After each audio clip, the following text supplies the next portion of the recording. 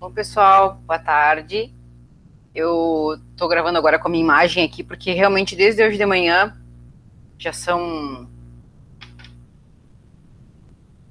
13h20, agora é a hora que eu tô gravando esse vídeo. E desde manhã eu tenho gravado e o Meet, não sei se é o Meet que tá com problema ou o que é, que tá dando problema no áudio, tá dando problema para gravar a imagem, enfim. E até porque quando eu gravo com a imagem aparecendo, o vídeo fica mais pesado para eu subir ele no YouTube. Então, por isso eu tenho gravado somente as imagens dos slides. Eu sei que vocês nem querem ficar me vendo também, né? Mas, de qualquer maneira, eu acho muito bom essa referência de eu aparecer no vídeo até para vocês verem e tudo mais, até ficar mais real do que só aquela voz e o vídeo, né? E o slide. Bom, a nossa aula de hoje é uma continuidade da aula número 3, da aula número 5, da nossa aula número 5.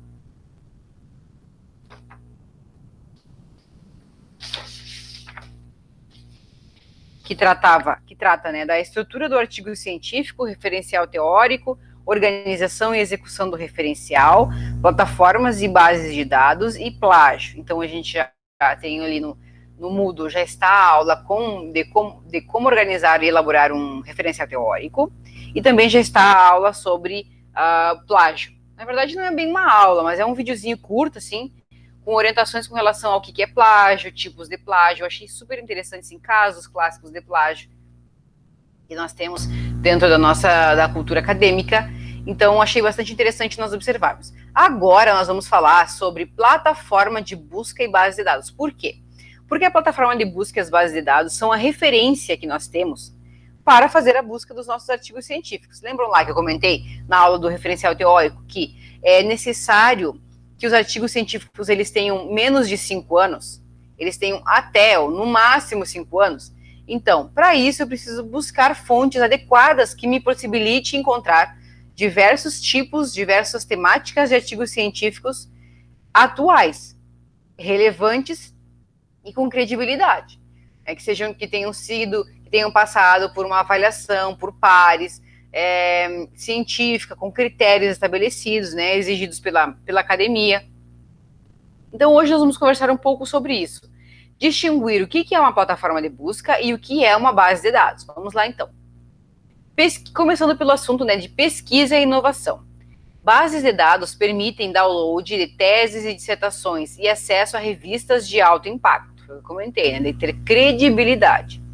Quando você vai escrever um artigo ou elaborar um projeto de pesquisa e precisa de boas referências, seja para se inteirar melhor sobre o assunto ou ter ideias, você sabe onde procurar? Vocês, alunos do curso de seminários de pesquisa, da disciplina, sabem onde procurar? Assim, tem que fazer um artigo, vou procurar em tal lugar. De certo, de certeza, já sabem onde procurar? Esse é o objetivo da aula de hoje, é mostrar quais os lugares são os mais adequados para vocês procurarem. Porque informações, hoje em dia, nós temos aos montes, né? Nós temos a internet, que é tudo de informação possível. Mas nós precisamos selecionar as informações mais corretas e adequadas para produzir um artigo científico. Então, na aula de hoje, separamos algumas bases de dados digitais que reúnem artigos, revistas científicas, dissertações, teses e outros materiais. Vamos lá, então. O conteúdo é útil para a elaboração de estudos científicos, como trabalhos de conclusão de curso, projetos de graduação, mestrado e doutorado. Em bancas de avaliação acadêmica, o emprego de referências atuais e de alto impacto podem contribuir para a aprovação do candidato e a valorização do artigo científico. Então, quando eu utilizo... Nós já conversamos sobre isso, né? Eu posso utilizar livros e outros artigos que sejam mais antigos? Posso, desde que sejam artigos ou livros clássicos de autores seminais da temática que eu estou abordando.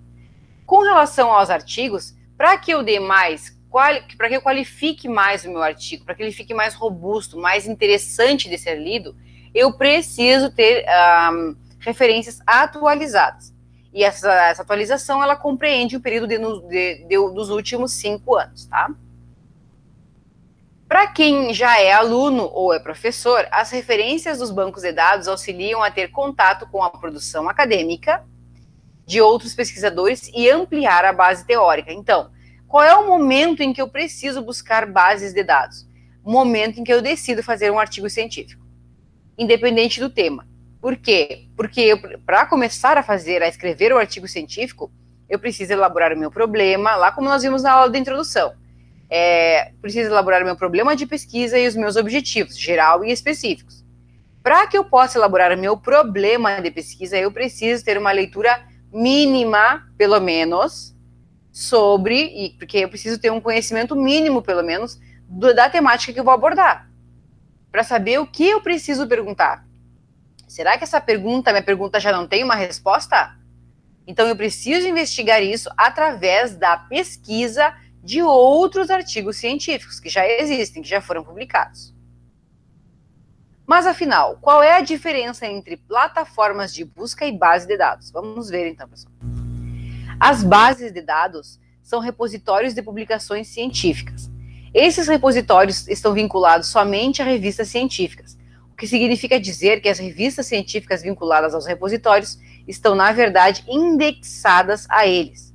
Uma revista científica só é indexada a uma base de dados científica se for considerada de qualidade e credibilidade. As palavras que não saem da cabeça da gente quando vamos procurar artigos científicos para utilizar nos nossos artigos. Eu posso procurar no Google Acadêmico? Posso, mas ele não é uma base de dados. Ele é uma plataforma de busca.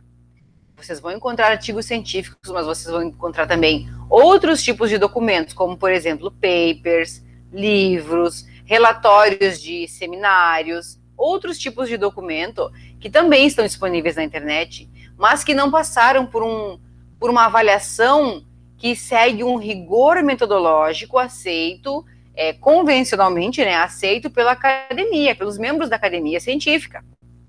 Então, eu preciso... Quando um artigo está numa revista, eu sei que ele passou por essa avaliação. Então, eu sei que ele tem qualidade e tem credibilidade. Essa é a lógica.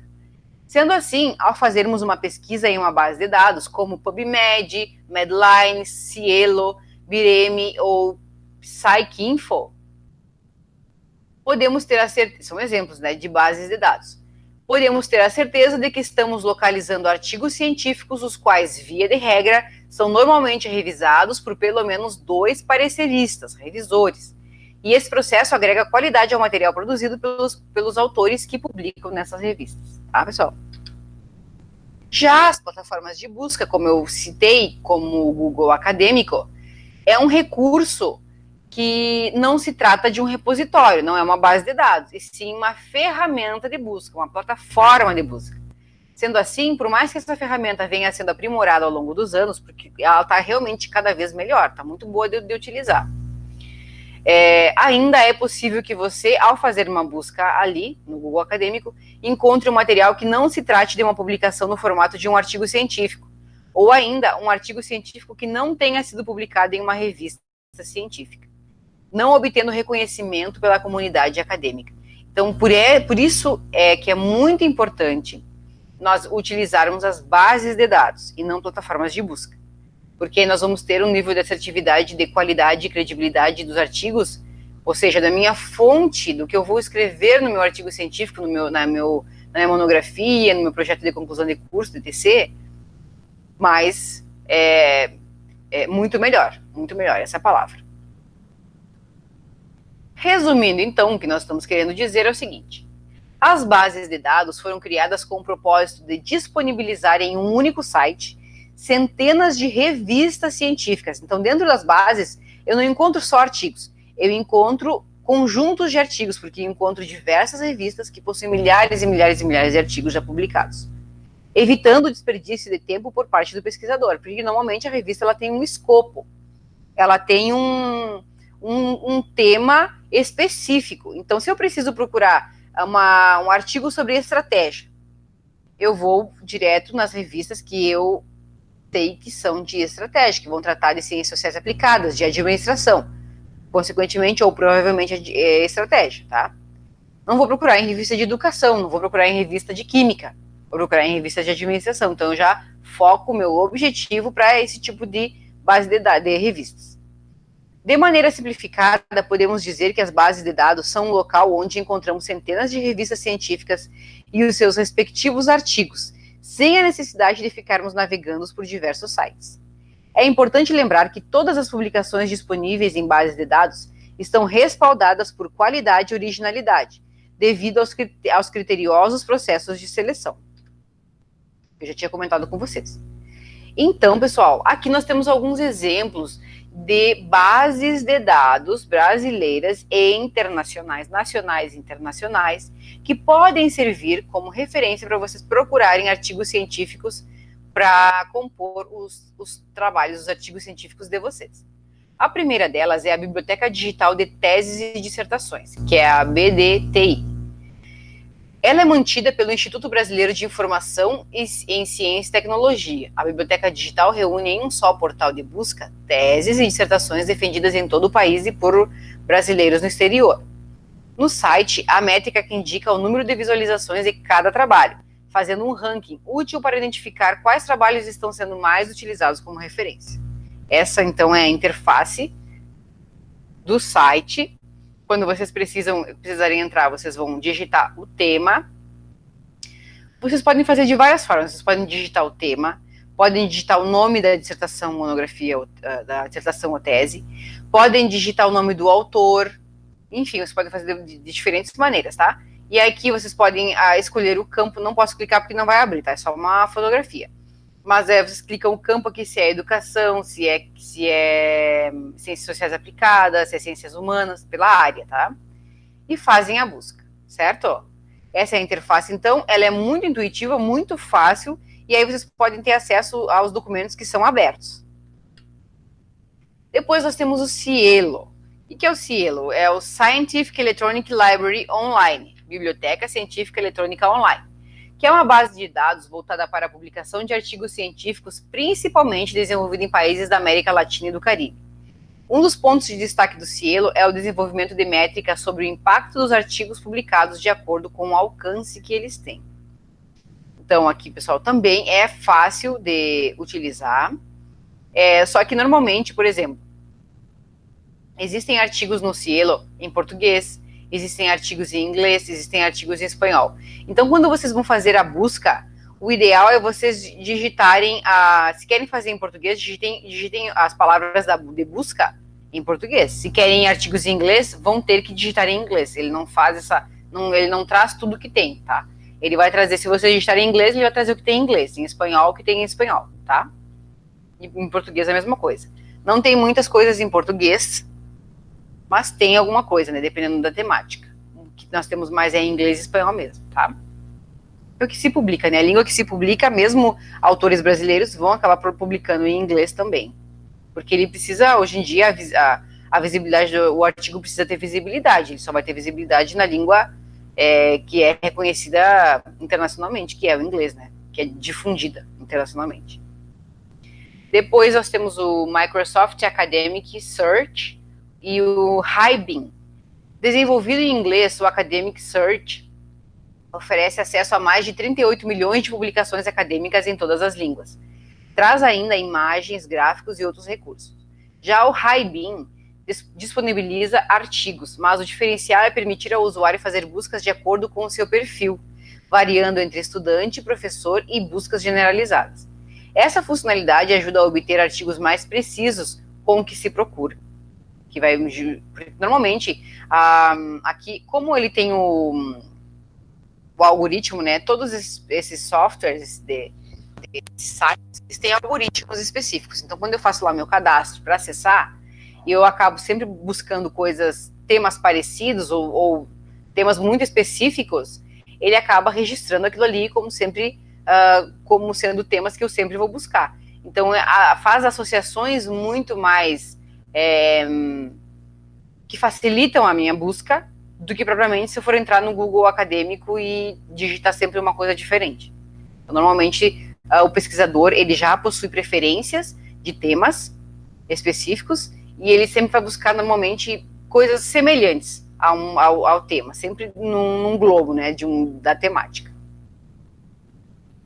Essa é a interface, então, do site. Também vocês podem aqui pesquisar qualquer tópico, autor, jornal, etc., ou qualquer combinação de palavras, e aí ele vai buscar lá né, na base de dados dele, o que palavras afim. E aí vocês vão poder abrir também, são documentos abertos, tá? Depois nós temos o ERVIC, eu não sei, a pronúncia eu ainda fiquei com dúvida, se é arxiv.org ou archive, eu acredito que seja arxiv, né, pelo X. Em inglês, o arxiv é um repositório temático especializado em física, matemática, computação, estatística e biologia, e ele é promovido pela Universidade de Cornell. Essa é a interface, então, né, nós podemos pesquisar aqui pelo assunto, nós podemos navegar pelo assunto, ou fazer alguma pesquisa aqui em cima, ó, aqui onde diz pesquisa, pesquisar também, pelo nome do autor ou por algum tema, e selecionar o campo que eu necessito. É muito interessante esse site aqui, essa plataforma, essa base de dados, e tem muitos artigos científicos, isso para quem tem interesse nessa área, né? Depois nós temos o Lexme,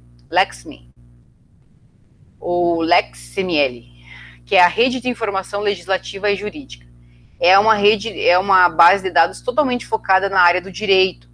O Lexme reúne uma vasta base de informação legislativa e jurídica, abrangendo desde trabalhos acadêmicos a leis, decretos, acórdãos, súmulas, projetos de lei, entre outros documentos das esferas federal, estadual e municipal dos poderes executivo, legislativo e judiciário. É muito completo mesmo, gente, é muito completo mesmo. No site, o aluno de direito encontra um grande compilado com informações úteis para a sua pesquisa. Então, esse é também uma base de dados bem interessante que nós podemos buscar se tivermos interesse em pesquisar algo da área do direito. Estou trazendo aqui diversas áreas diferentes, porque nosso curso é de administração. Mas, justamente por isso, a administração ela é bastante ampla. Então, eu gostaria de possibilitar que vocês ampliassem os horizontes de vocês sobre o que escrever também. Tá? Nós podemos escrever sobre questões que envolvam alguns pontos do direito, não seremos experts, mas nós não vamos nos limitar.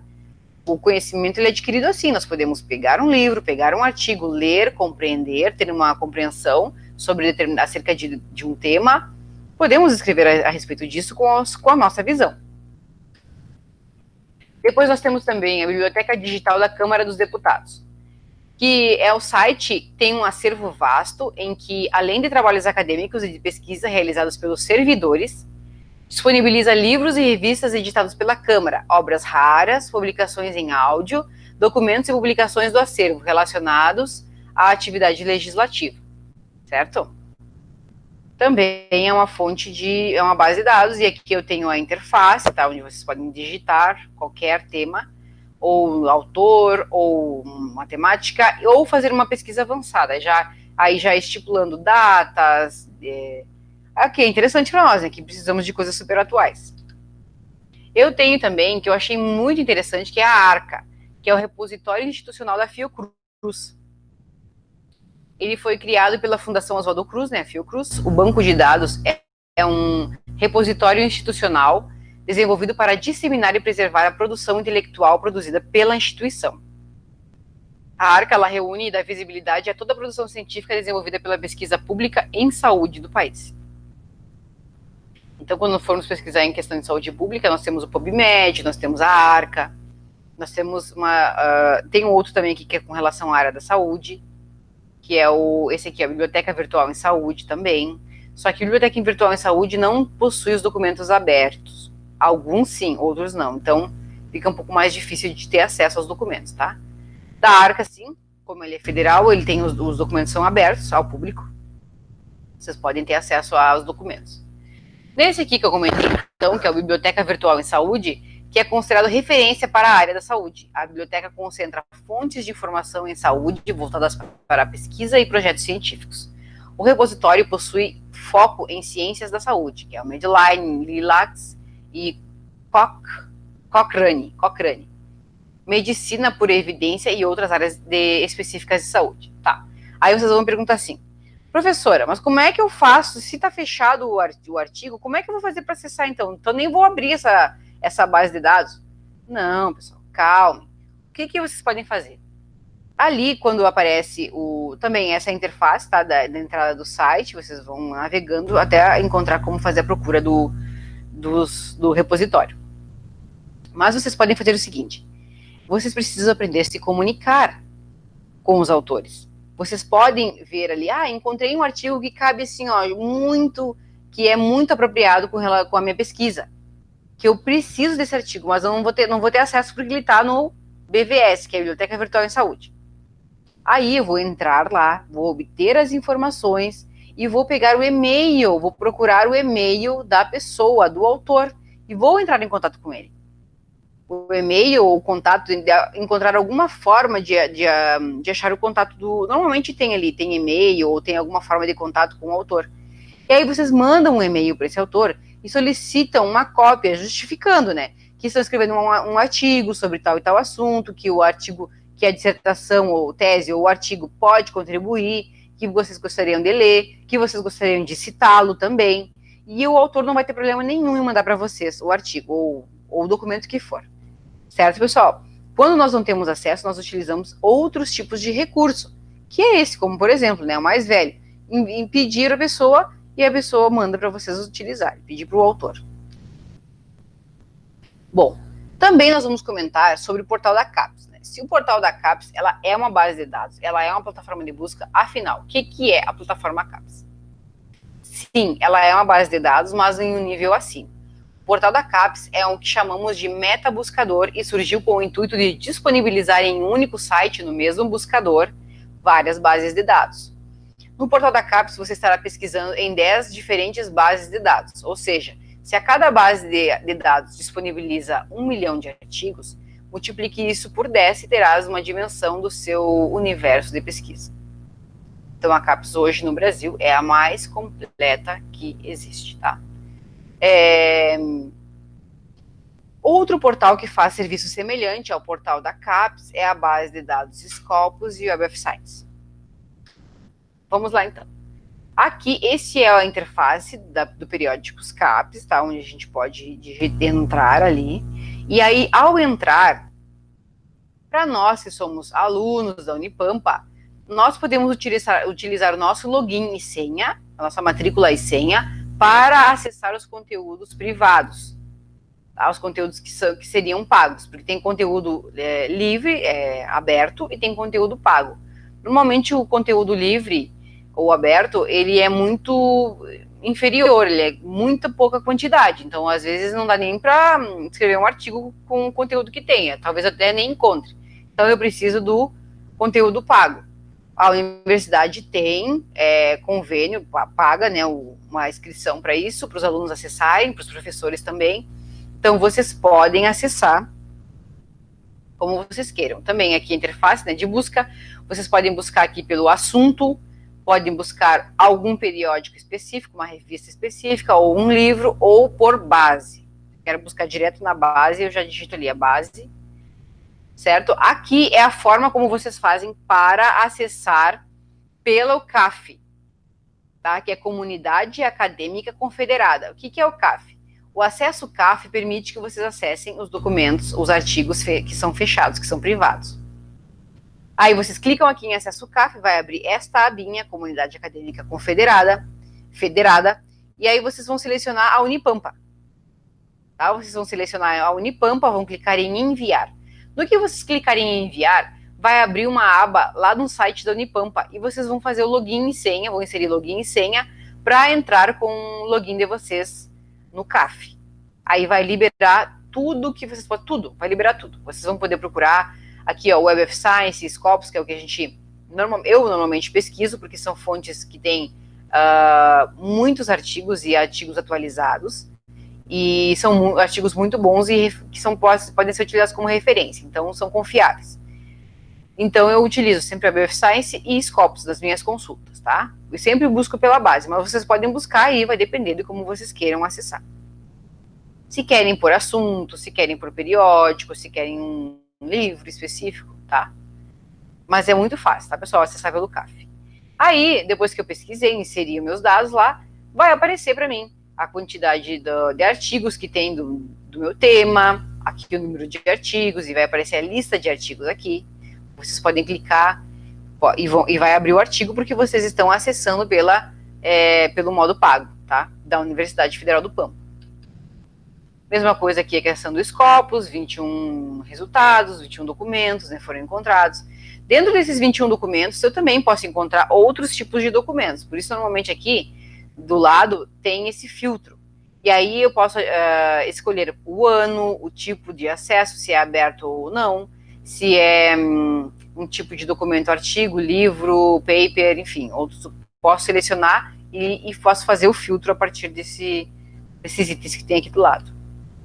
Tá? Especialmente aqui o Scopus, eu trouxe então, quando a gente entra no Scopus, a gente dá de cara com esta página aqui.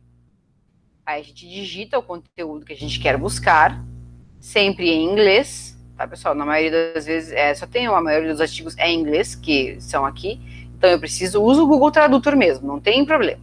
Vai lá, digita o nome em português, traduz para o inglês, copia e cola aqui. Faz a busca. Pior é errar, porque se vocês erram uma letrinha, ele já não vai fazer a busca, tá?